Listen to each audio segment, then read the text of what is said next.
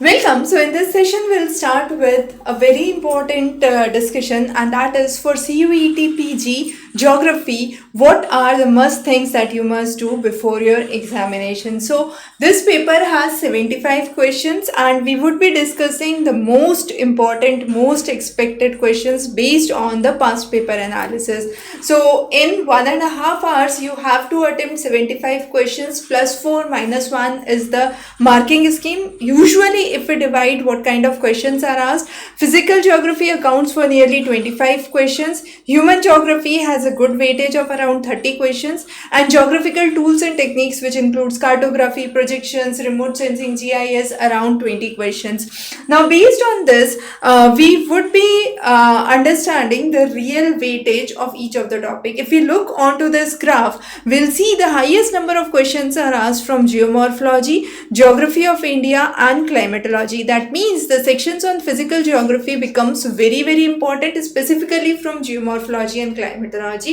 Coming on to geography of India, which is spread across physical and human, you have around 10 questions, and then the sections on cartographic techniques, the GIS, remote sensing, has around 20 questions, as we discussed. So geomorphology itself becomes one of the most important topics that you must cover for your CUET PG examination. The physical geography section has a very high weightage, and the same weightage applies for oceanography and climatology together.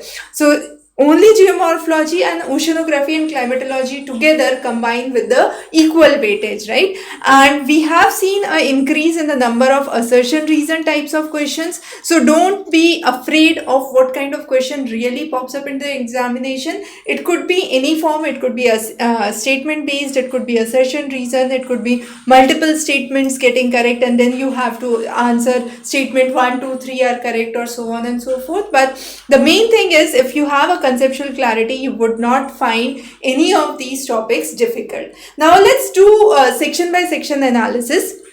Under geomorphology, the high yielding topics, we have seen that there have been numerous questions related to plate tectonics and subduction zones. Subduction zones has been one of the very favorite topics in CUET PG. Similarly, the landforms, fluvial landforms, glacial landforms, the erosional and the depositional formations, extremely important. So if you go through the video lectures in the link below, you will find a detailed coverage on all of these. Earthquake and volcano, again in the volcano, the types of formation, the felsic and the mafic formations are important. Landforms, as we discussed, so fluvial, glacial, aeolian, coastal, all of these. And then rock cycle and rock types, very important topic. Also the cycle of erosion by Davis Bank, and even king is important. King is not that commonly asked, but yes, it is a very important topic. We have also included and spotlighted some of the kind of questions that have been asked in the past papers, specifically on the polycyclic landform, on the examples of the various type of volcanic formations, on the misfits among the glacial deposits. That means which of the following is not a glacial deposit. Coming on to climatology and oceanography, which together combine to form around 12 to 13 questions in CUET PG. We see that in climatology, local winds, whether it is a warm wind, cold wind, the region in which that wind is blowing, for example, Hermiton, Siracu, Chinook, Fion, are some of the important ones. Then monsoon theory, jet theory, Halley's concept, humidity, adiabatic rate. We do understand that saturated air pressure is again important. Temperature inversions, the conditions of inversion, cyclonic formations, tropical as well as temperate, the formation, the distribution, the proportion of vapor content for each of those. And then in India, the western disturbances, rainfall pattern. Not only this, El Nino and La Nina again becomes a very important question. In oceanography, the various ocean zones, the ocean floor, epipelagic to hadal zone, the clear sequence, the various types of current, whether it is a hot current or a cold current, warm current or a cold current. Then in the tides, neap tide and spring tide, thermocline zones and thermohaline properties, both of those are really important topics, don't get confused. And for the coral reefs, the optimum temperature, the basic formations, the types of corals, the atoll formations, and then the fundamental theories of coral reef. However, those are not very much discussed in the early years, but yes, these are really important for your oceanography. Now, some of the repeated pattern of questions that we have seen across the years is roaring 40s, furious 50s, and so on and so forth. Then the various monsoon concepts given by which scientists, and in which areas cyclonic conditions do not form, what is the real difference between temperate and tropical cyclone. Coming on to next is the geographical thought, which is basically the human geographical section. So here the ancient, medieval and modern developments in geography becomes important. So the Roman period, the French, the Greek contribution, then you have India's contribution, Arab contribution, the various scholars, their respective work, the concept of humanism, behaviorism, quantitative analysis, even in the ancient geography, ancient Indian geography has become a very, very important concept. So what is the concept of Surya Siddhantika? The hierarchy or the sequence from Thales to Hipparchus in Greek. Similarly, who gave the phrases? For example, Egypt is a gift of Nile. This was given by Herodotus. Also, in population and resource geography, there have been numerous questions which pertain to the national population policy. This year, the upcoming 2027 census becomes a very important topic. So, recent developments in the upcoming census, we have covered a separate lecture on that. Don't miss it. Highly important from the contemporary point of view. Even in the population, the negative growth rates are being seen for which nations. What are the possible ways through which this growth rate can be averted? Also, we need to understand the various theories. For example, the Lang size rule given by Ziff, the primate city given by Jefferson, demographic transition model, the Malthus theory of the growth of food, which is geometric, and the population, which is exponential, and the gap between the resource and the population.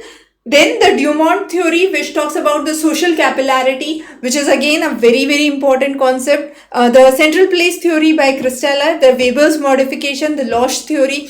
These all theories become really important. Then coming on to geography of India and economic geography. In economic geography, the world aspects include the major reserves for the oil, for the forest, natural gas, the major type of the forest resources. So from the G.C. Leong chapter 13 to 25, you cover extensive idea of the world resources, which is very, very important. The major canals, for example, Suez Canal, Panama Canal. Recently, Panama Canal has been in news a lot because of the contemporary reasons, and therefore it becomes again a very, very important topic. Even the Mediterranean region, the Suez Canal, and the activities in the Middle East, the geopolitical tensions in the region have made these sections really, really important for geography students. Then specific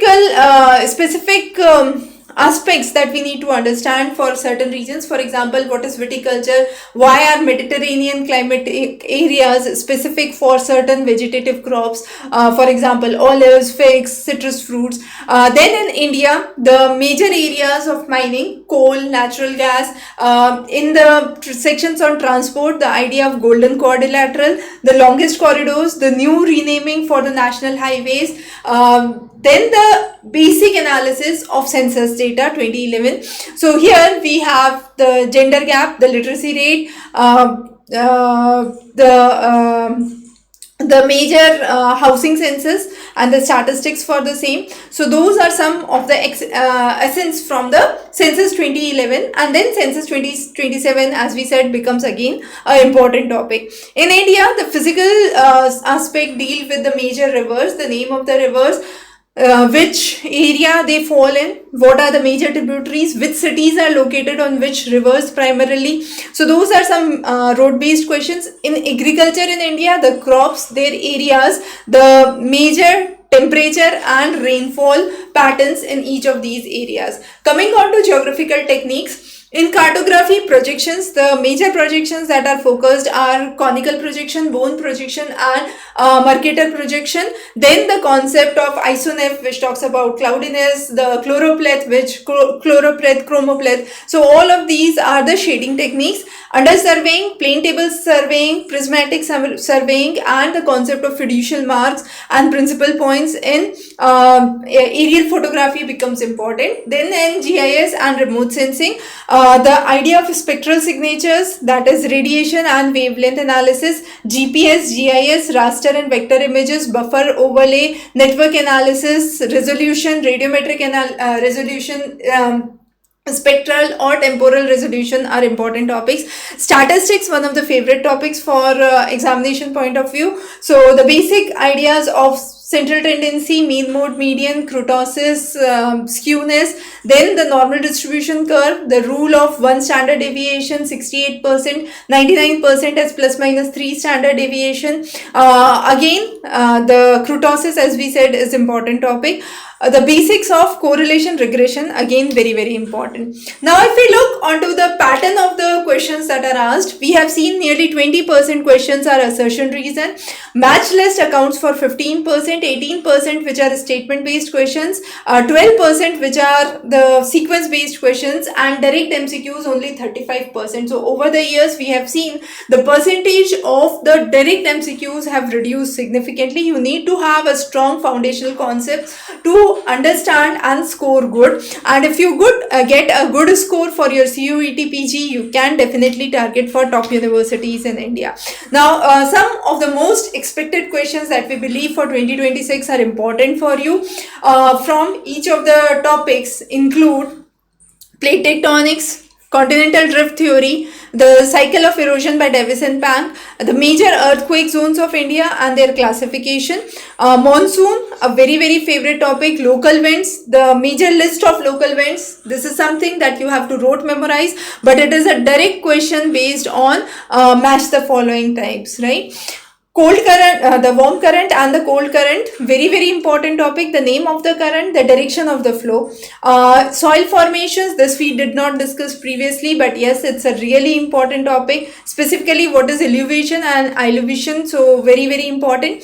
The major scholars, among the scholars, Strabo, Ptolemy, Eratosthenes become important. The Kunz model in geography, again often on asked question from geographical analysis. The various population theories, the census 2011 and the recent outcomes that have been finalized for 2027 census become important.